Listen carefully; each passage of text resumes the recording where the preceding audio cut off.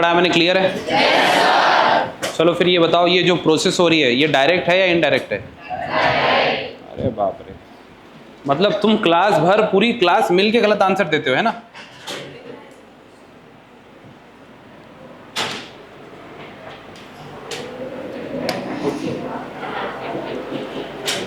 क्या लिखा है पढ़ो? तुम तो डायरेक्ट बोल रहे थे। मतलब एनसीईआरटी नहीं पढ़ रहे, और अगर पढ़ भी रहे तो जैसे पढ़ना चाहिए वैसे नहीं पढ़ रहे, है ना? ठीक है। फ्रॉग के बारे में पता है? फ्रॉग क्या करता है?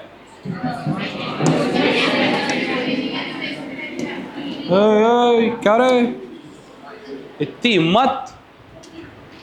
अब बैठने तो बैठ, कोई बात नहीं।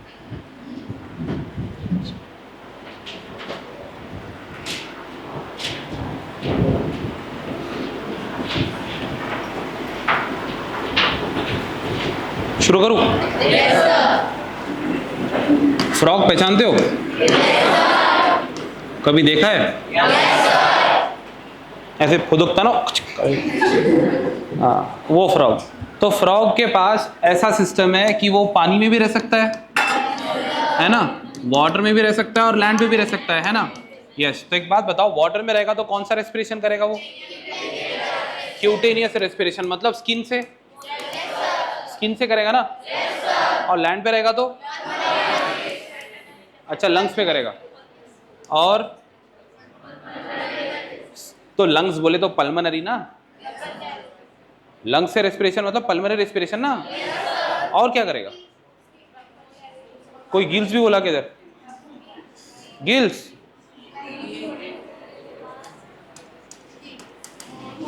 स्किन से भी करेगा, बिकॉज फ्रॉग की स्किन मॉइस्ट होती है, गीली होती है ना? और जब तक वो मॉइस्ट है स्किन तब तक रेस्पिरेशन हो सकता है। समझ में आ रहा है? yes, चलो ठीक है, ये बात समझ में आ गई। yes, एक और बात है, तुमने देखा होगा फ्रॉग को ऐसे गुटर गुटर करते हुए, ट्रॉय ट्रॉय चिल्लाते रहते ना वो। yes, हाँ, क्योंकि वो बकल कैविटी के थ्रू भी रेस्पिरेशन करते हैं, ठीक है, जिसको बकोफैरिंजियल रेस्पिरेशन बोलते हैं। क्या बोलते हैं? बकोफैरिंजियल। समझ में आ रहा है? यस। इसका मतलब फ्रॉग बकल कैविटी से भी रेस्पिरेशन कर रहे हैं, स्किन से भी कर रहे हैं, और यही नहीं, अभी और सुनिए। जब फ्रॉग छोटा बच्चा था, मतलब क्या था? छोटा फ्रॉग, वो टेडपोल लार्वा होता है। क्या होता है? ये टेडपोल लार्वा कभी देखा है? फ्रॉग का बच्चा छोटा फ्रॉग जैसा दिखता क्या? फिश की तरह दिखता है। समझ में आ रहा है? और अगर ये टेडपोल लार्वा को, ठीक है, टेडपोल लार्वा को तुम अगर पानी से बाहर निकालो ना, वो मर जाएगा। क्यों?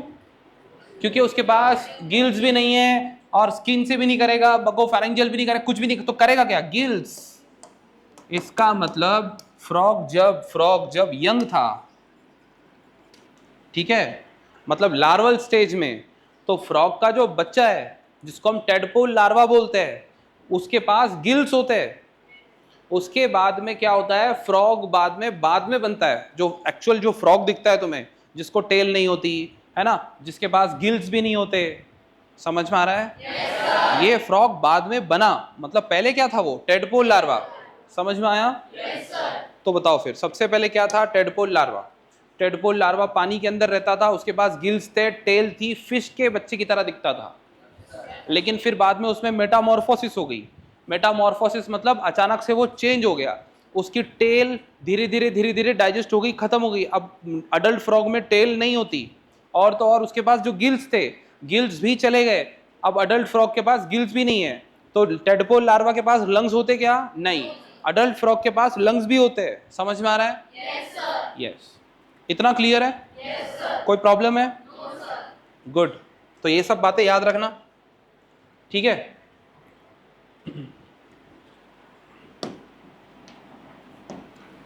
एक बात बताओ,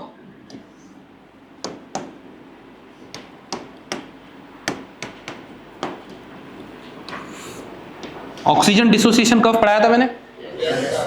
कुछ इस तरीके से था। 50% सैचुरेशन अगर होता है मतलब कितने हीमोग्लोबिन, ऑक्सी हीमोग्लोबिन बने? 57, राइट? बेटा कितने हीमोग्लोबिन, ऑक्सी हीमोग्लोबिन बने? 50% पे कितने हीमोग्लोबिन, ऑक्सी हीमोग्लोबिन बने? 50%। मैं ये पूछ रहा हूं क्या कितना ऑक्सीजन लगा? मैं ये पूछ रहा हूं ना कितने ऑक्सीजन, कितने हीमोग्लोबिन, ऑक्सी हीमोग्लोबिन बने, मतलब सैचुरेशन कितना हुआ? यहां क्या लिखते हैं फिर? Percentage saturation of haemoglobin with अब नीचे क्या लिखो? Partial pressure of oxygen. समझा? कोई डाउट है? अब अगर ये 50% है तो यहाँ पे ये हो जाएगा P50 वैल्यू। ये क्या हो गई? तो जनरली नॉर्मली 27 होती है ना, तो P50 वैल्यू पता है ना तुम्हें? P50 वैल्यू, अब बताओ P50 वैल्यू मतलब क्या? P50 वैल्यू मतलब क्या? कौन बोलेगा? P50 वैल्यू मतलब क्या? अरे जितने अमाउंट या फिर जितने पार्शियल प्रेशर ऑफ ऑक्सीजन पर 50% सैचुरेशन ऑफ हीमोग्लोबिन हो रहा हो, that value is said to be as 50%, sorry P50 value. समझा? एक बात बताओ, जितने पार्शियल प्रेशर ऑफ ऑक्सीजन पर, फिर से रिपीट कर रहा हूं, जितने पार्शियल प्रेशर ऑफ ऑक्सीजन पर 50% सैचुरेशन ऑफ हीमोग्लोबिन हो रहा है, so that value is known as simple. तो बताओ what is P50 value? The partial pressure of oxygen at which saturation of hemoglobin is 50%, so that value of partial pressure of oxygen is said to be as P50 value। कोई doubt है? समझा? एक बात बताओ, तुम right side में क्या लिखते हो? क्या लिखते हो? यहां क्या लिखते हो? लेफ्ट में लंग्स लेफ्ट में लिखते हो, राइट में ठीक है टिश्यू। ओके, अब मुझे ये बताओ कि ग्राफ राइट को शिफ्ट कब होगा? ये शिफ्ट होगा राइट को, टिश्यू में होगा या लंग्स में होगा? ऑब्वियसली टिश्यू में। अच्छा टिश्यू में, अच्छा देखो, हाँ मैं पूछ रहा हूं टिश्यू में होगा कि लंग्स में होगा? तुम बोल रहे हो टिश्यू में, करेक्ट आंसर है। अब मैं पूछ रहा हूं पार्शियल प्रेशर ऑफ ऑक्सीजन ज्यादा रहेगा या कम रहेगा? राइट होगा। CO2 ज्यादा रहेगा या कम रहेगा? H+N कॉन्सेंट्रेशन, अच्छा, और pH कम। बेटा ज्यादा H+N कॉन्सेंट्रेशन का मतलब pH कम, समझा? और टेम्परेचर ज्यादा, मतलब ये तीनों भी ज्यादा है और ये कम है। लेकिन अगर H+N कॉन्सेंट्रेशन ज्यादा है तो pH कम है। इतनी चीजें समझ में आ गई? तो मैं एक एक करके कुछ भी पूछ सकता हूं। मैं पूछूंगा H+N ज्यादा हो गया तो बताओ राइट शिफ्ट होगा कि लेफ्ट शिफ्ट? सिंपल। कुछ समझा? यही चीज अब बताओ लेफ्ट शिफ्ट कब होगा? ये लेफ्ट की तरफ शिफ्ट कब होगा ग्राफ? जब लंग्स में होगा। जब अच्छा पार्शियल प्रेशर ऑफ ऑक्सीजन अगर ज्यादा रहा तो किधर शिफ्ट होगा? Left shift. समझा? कोई डाउट है? ऑक्सीजन कॉन्सेंट्रेशन कम रहा तो राइट।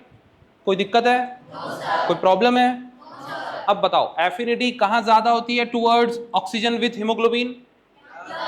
यहां पे एफिनिटी कम है और यहां पे एफिनिटी ज्यादा। समझा? कितना सिंपल है ना?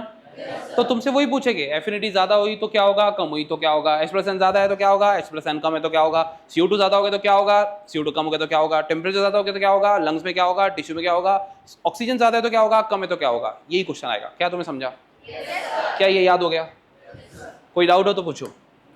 If you have any doubt in this अभी पूछो। क्या याद हो गया? ओके, ये सब याद हो गया? डायग्राम बना लिए? एक एक पॉइंट करके अच्छे से चेक कर लिया? ये पॉइंट ड्रॉ करके दिया था, याद है? पहले मैकेनिज्म ऑफ ब्रीदिंग, मतलब ब्रीदिंग होगी, फिर बाद में डिफ्यूजन होगा जिसको प्राइमरी साइट ऑफ एक्सचेंज बोला है, that is alveoli and blood. उसके बाद ट्रांसपोर्ट होगा, फिर बाद में फिर से एक्सचेंज होगा टिश्यू एंड ब्लड के बीच में। ओके, मैकेनिज्म याद है? सीक्वेंस जैसे लिख के दिया था वैसे ही याद है? ये दोनों डायग्राम याद हो गई? कब रिब्स लिफ्ट अप हो गए, कब स्टर्नम अपनी ओरिजिनल पोजीशन पे आएगी, याद है? कब डायफ्राम आर्च होगी, मतलब डोम शेप होगी, कब फ्लैट होगी, याद है? देख लो भाई, याद है बोल रहे हो। क्या तुम्हें वॉल्यूम्स की डेफिनेशन और कैपेसिटीज की डेफिनेशन याद है? पक्का? अगर मैं बोलूं कि ये वॉल्यूम ऐड करके बताओ कौन सी कैपेसिटी बनेगी, बता दोगे तुम? तो बताओ, I R V plus T V is equal to I C plus E R V is equal to V C, correct answer. अच्छा, V C plus R V is equal to TLC, that is total lung capacity. Yes. अब कुछ लोग सोच रहे हो sir ऐसे कैसे, तो भाई इसके लिए भी मैंने कुछ ऐसे समझाया था। एक बार जब डेफिनेशन याद हो जाए, सब कुछ समझ में आ जाए, उसके बाद ये ग्राफ है। हाँ, पहले नहीं है, सबसे आखिरी में ग्राफ पढ़ना है। कैसे बताओ? ये क्या है? ये क्या है? ओके, ये क्या है? बहुत बढ़िया। ये क्या है? बहुत बढ़िया। तो ये IRV है, ये TV है। अगर ये दोनों को मिला दूं तो ओके, चलो पहले ऐसे कर लेते हैं, ठीक है? अब मिलाने की बात करते हैं, ठीक है? यहाँ पे ओके। अब बताओ, IRV plus TV is equal to, तो यहाँ से लेके यहाँ तक इसको बोलते हैं IC। क्या तुम्हें समझा? अच्छा, ERV प्लस RV इसको बोलते हैं FRC। बहुत बढ़िया। अच्छा ठीक है, ये बताओ, ये EC है क्या? एक्सपीरेटरी। अच्छा, एक बात बताओ, अब तुम ये पूरा तीनों भी यहाँ से लेकर पूरा यहाँ तक बोलो भाई, वाइटल। कोई डाउट है किसी को? और अगर सबके सब डाल दो तो इतना पूरा यहाँ से लेके पूरा यहाँ तक total lung capacity. Any doubt? क्या सब कुछ ही हो गया इसमें? कुछ भी नहीं रहा क्या? सारा ही कुछ पढ़ लिया? सोच लो, IC हो गया, EC हो गया, FRC हो गया, VC एंड TLC, बात खत्म। क्या तुम्हें समझ आया? चलो ठीक है।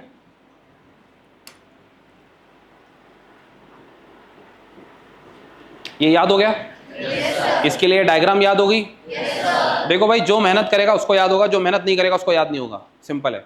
जिसने मेहनत करके सब कुछ याद कर लिया उसके फुल मार्क्स आने वाले हैं टेस्ट में। ये डायग्राम याद हो गई? कौन सा एपिथेलियम होता है?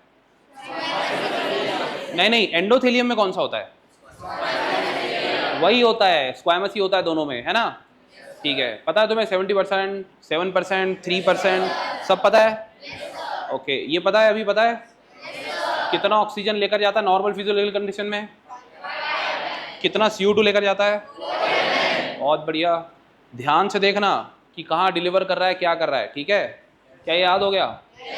अच्छा, ये इतना ही दिया हुआ था, फिर हमने इसको डिटेल में पढ़ा। एक बार मैं फिर से समझा रहा हूँ, सब लोग ध्यान देंगे। नया कुछ नहीं बता रहा हूँ, क्योंकि किसी के पास रीज़न नहीं होना चाहिए सर वो पेट दुख रहा था हमारा इसलिए कम मार्क्स आ गए, ऐसा सुनूंगा नहीं मैं। इसलिए पहले ही देख लो, क्या ये टिश्यू है?